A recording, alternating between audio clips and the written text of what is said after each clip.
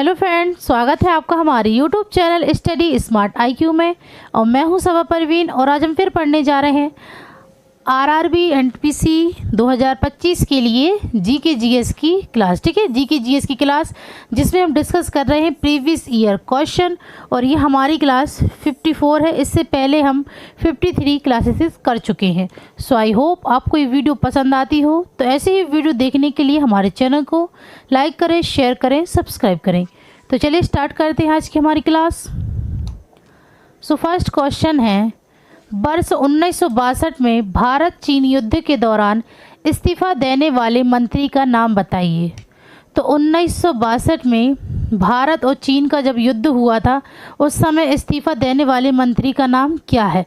तो जिन्होंने इस्तीफा दिया था वो है B.K. कृष्णा मेनन। ठीक है, राइट आंसर है option C, B.K. Krishna Menon. ठीक है, इन्होंने ही इस्तीफा दिया था। ठीक है, फिर बात करें हम यहाँ पे मोरारजी देसाई की। ठीक है ना, मोरारजी देसाई यह भारत के चौथे प्रधानमंत्री थे।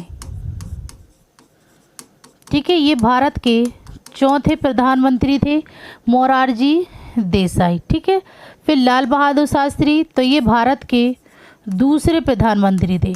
ठीक है, ये भारत के दूसरे प्रधानमंत्री थे और इन्होंने जय जवान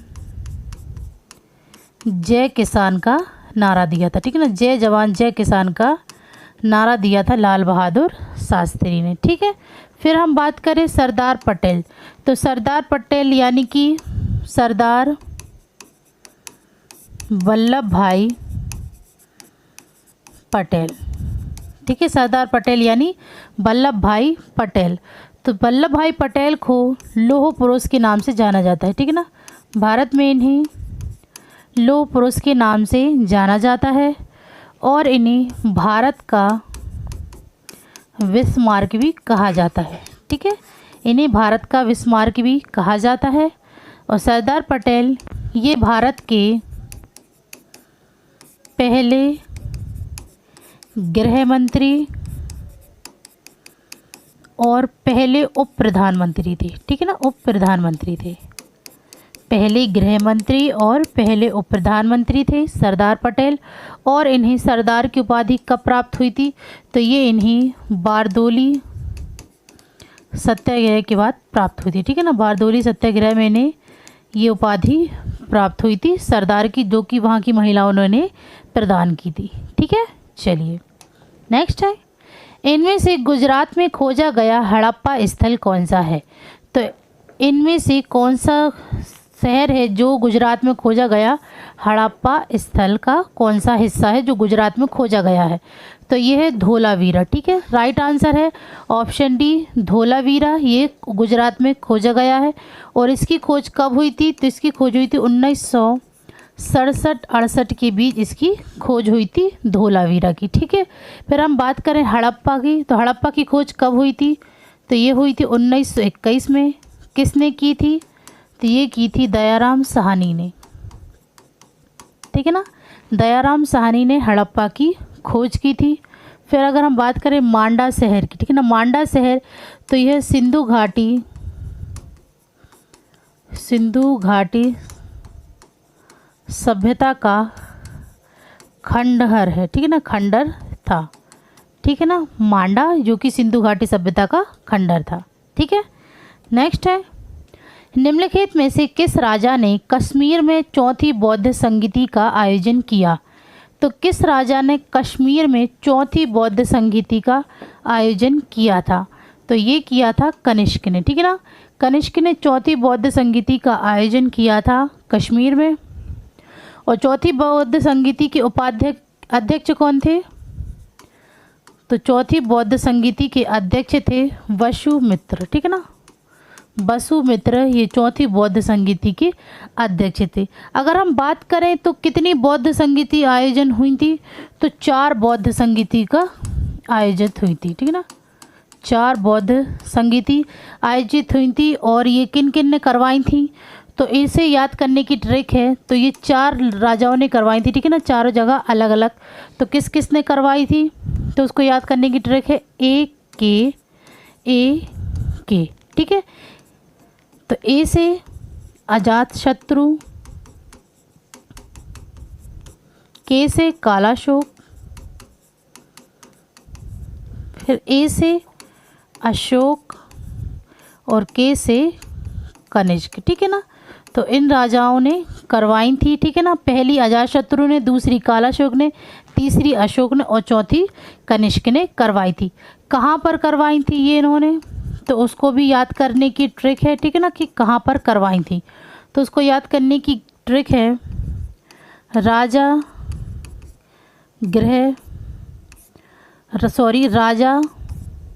विशाल है पाटलिपुत्र का, ठीक है, पाटलिपुत्र का, ठीक है। तो क्या है ट्रिक, राजा विशाल है पाटलिपुत्र का, ठीक है। तो राजा से राजगृह, विशाल से वैशाली, पाटलिपुत्र से पाटलिपुत्र, ठीक है, और का से कश्मीर, ठीक है। और किसकी अध्यक्षता में की गई थी, तो उसको भी याद करने की ट्रिक है, ठीक है ना। किसकी अध्यक्षता में हुई थी उसकी भी ट्रिक है, ठीक है। तो इसकी ट्रिक क्या है, तो इसकी ट्रिक है महासभा में मोगली मित्र है अश्वघोष का, ठीक है। मोगली मित्र है अश्वघोष का महासभा में, ठीक है। तो ये इसकी ट्रिक है। तो महा से महाकश्यप, ठीक है, सभा से सभा कमी, मोगली से मोगली पित्त तिश, ठीक है, मोगली पित्त तिश, और मित्र से वसुमित्र, ठीक है। और अश्वघोष ये उपाध्यक्ष थे, ठीक है ना, ये उपाध्यक्ष थे चौथी बौद्ध संगीति के, ठीक है ना, चौथी बौद्ध संगीति के उपाध्यक्ष थे अश्वघोष, ठीक है। फिर अब हम बात करें यहाँ पे चंद्रगुप्त मौर्य की। तो चंद्रगुप्त मौर्य यह मौर्य साम्राज्य के संस्थापक थे, ठीक है। मौर्य साम्राज्य के ये संस्थापक थे चंद्रगुप्त मौर्य। और चंद्रगुप्त मौर्य ने चाणक्य के साथ मिलकर धनानंद को हराकर मौर्य साम्राज्य की स्थापना की थी, ठीक है ना। और चाणक्य कौन थे, तो ये चंद्रगुप्त मौर्य के गुरु थे, ठीक है ना, चाणक्य। तो इन्हीं के साथ मिलकर इन्होंने धनानंद को हराकर मौर्य साम्राज्य की स्थापना की थी, ठीक है। फिर बात करें बिंबिसार। तो बिंबिसार ये हर्यक वंश का संस्थापक था, ठीक है ना, हर्यक वंश का संस्थापक था, ठीक है, बिंबिसार, ठीक है। चलिए नेक्स्ट है जलियांवाला बाग त्रासदी डैश के खिलाफ विरोध का प्रत्यक्ष परिणाम था। तो जलियांवाला बाग त्रासदी ये किसके खिलाफ विरोध का प्रत्यक्ष परिणाम था, तो ये था रॉलेट एक्ट के, ठीक है ना, रॉलेट एक्ट के खिलाफ विरोध का प्रत्यक्ष परिणाम था जलियांवाला बाग त्रासदी। तो अब बात करें जलियांवाला बाग हत्याकांड कब हुआ था, तो ये हुआ था 13 अप्रैल 1919 में, ठीक है ना, 13 अप्रैल 1919 में अमृतसर पंजाब में ये हुआ था, ठीक है ना, जलियांवाला बाग। इसे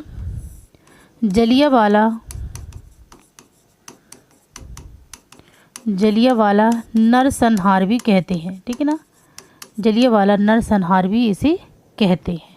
चलिए नेक्स्ट है डैश भारत में एक अधिसूचित बायोस्फीयर रिजर्व नहीं है। तो कौन सी एक जगह है जो भारत में एक अधिसूचित बायोस्फीयर रिजर्व नहीं है, तो ये है नल्ला मलाई, ठीक है। राइट आंसर है ऑप्शन बी नल्ला मलाई। ये भारत में एक अधिसूचित बायोस्फीयर रिजर्व नहीं है, ठीक है। नेक्स्ट है गृह मंत्रालय द्वारा किस भारतीय रक्षा क्षेत्र के प्रमुखों की वित्तीय शक्तियां बढ़ा दी गई हैं।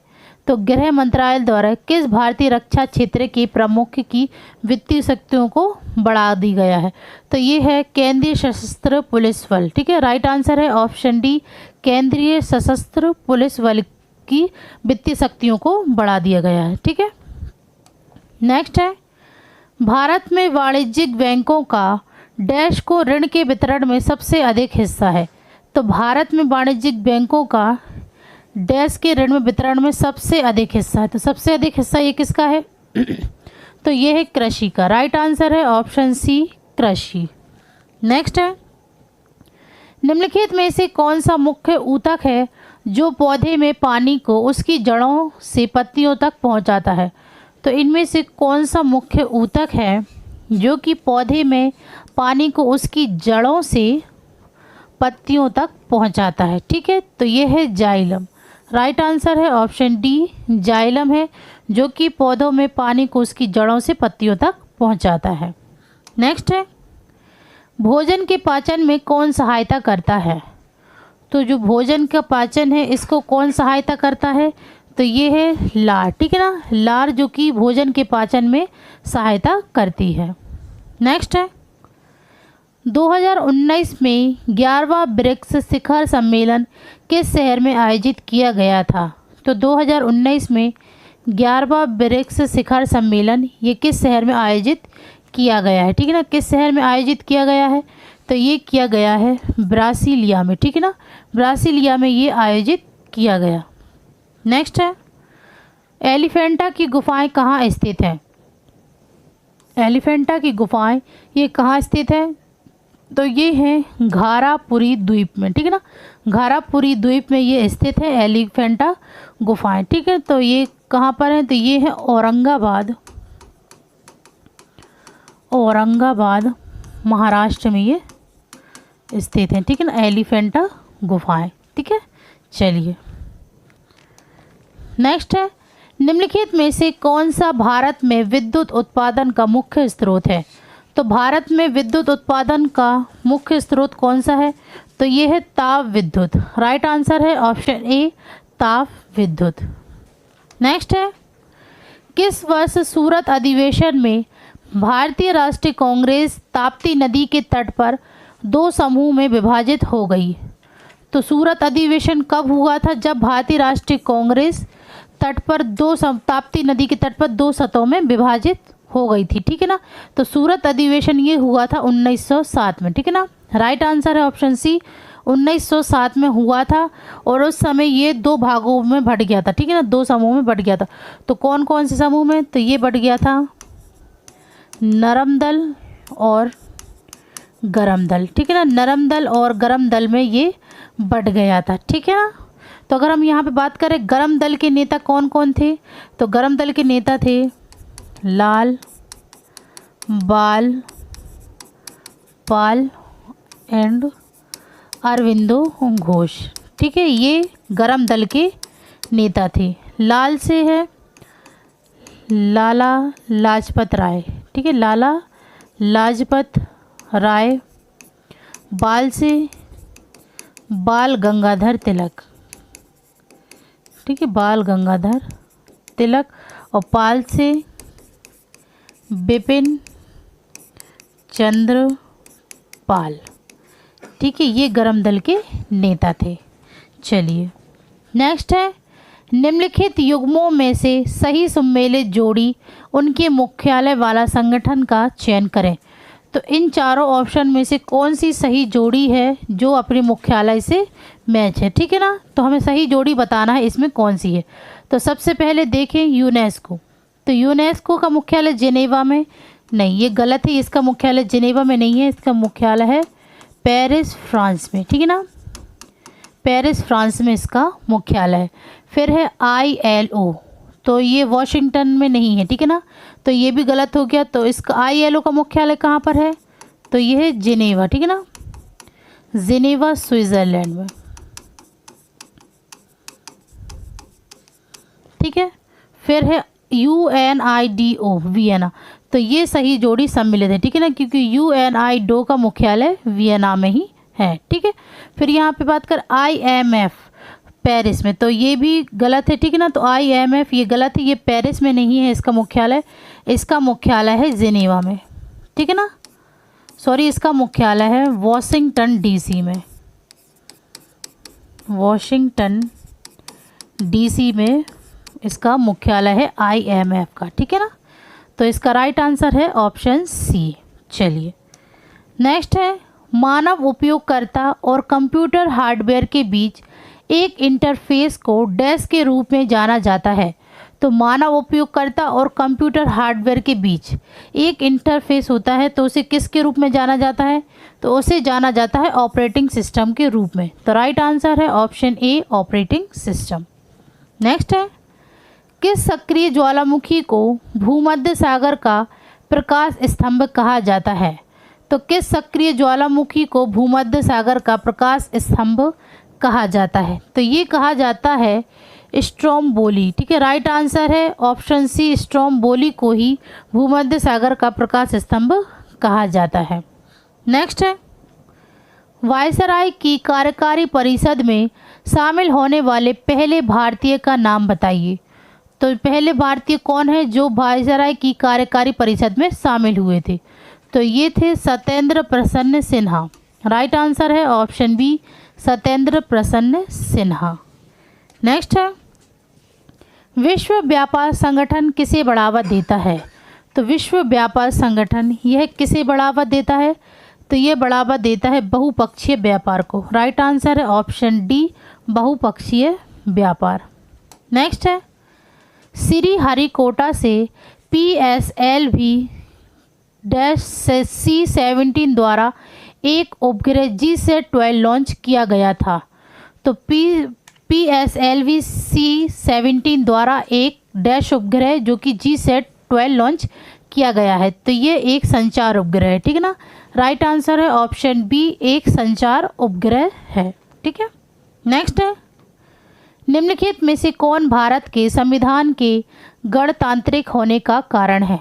तो भारत के संविधान के गणतांत्रिक होने का कारण इनमें से कौन सा है? तो ये हमें बताना है, ठीक है। तो सबसे पहला देखते हैं, एक वयस्क मताधिकारी का प्रावधान करता है, तो इसका कारण नहीं है। कोई वंशानुगत तत्व नहीं है, भी गलत है। अधिकारों का बिल शामिल है, तो ये भी गलत है। फिर है, एक निर्वाचित संसद का प्रावधान करता है, तो ये सही है। तो राइट आंसर है ऑप्शन डी, ये भारत के संविधान के गणतांत्रिक होने का कारण है, ठीक है। नेक्स्ट है, किस गैस को हंसाने वाली गैस के नाम से भी जाना जाता है? तो कौन सी गैस है जिसे हंसाने वाली गैस के नाम से भी जाना जाता है, ठीक है। तो ये है नाइट्रस ऑक्साइड। राइट आंसर है ऑप्शन डी, नाइट्रस ऑक्साइड इसे हंसाने वाली गैस के नाम से भी जाना जाता है और इसका रासायनिक सूत्र है N2O, ठीक है।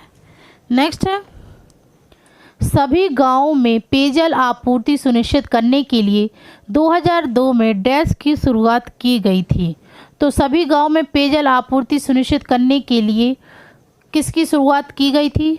तो यह शुरुआत की गई थी सौजल धारा या अन्नपूर्णा योजना जाना की, ठीक है। राइट आंसर है ऑप्शन सी, सौजल धारा या अन्नपूर्ण योजना की शुरुआत की गई थी 2002 में, ठीक है। नेक्स्ट है, मुदुमलाई राष्ट्रीय उद्यान किस राज्य में स्थित है? मुदुमलाई राष्ट्रीय उद्यान यह किस राज्य में स्थित है? तो यह स्थित है तमिलनाडु में, ठीक है ना। तमिलनाडु में यह स्थित है। अगर बात करें तमिलनाडु में कितने राष्ट्रीय उद्यान हैं, तो तमिलनाडु में 6 राष्ट्रीय उद्यान, ठीक है। आंध्र प्रदेश में कितने हैं? तो आंध्र प्रदेश में तमिलनाडु में 5 राष्ट्रीय उद्यान, ठीक है ना। तमिलनाडु में 5 राष्ट्रीय उद्यान है, आंध्र प्रदेश में 3 राष्ट्रीय उद्यान है, गुजरात में 4 राष्ट्रीय उद्यान है और महाराष्ट्र में 6 राष्ट्रीय उद्यान है, ठीक है। तो इसे ऐसे याद कर लीजिएगा।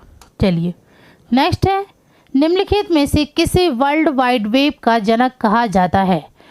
तो वर्ल्ड वाइड वेब का जनक किसे कहा जाता है? तो ये कहा जाता है sir Timothy John Berners Lee को, ठीक है। राइट आंसर है ऑप्शन ए, तो इन्हें टिम बर्नर्स ली के नाम से भी जाना जाता है, ठीक है। नेक्स्ट है, माउंट गॉडविन ऑस्टिन की ऊंचाई डैश मीटर है?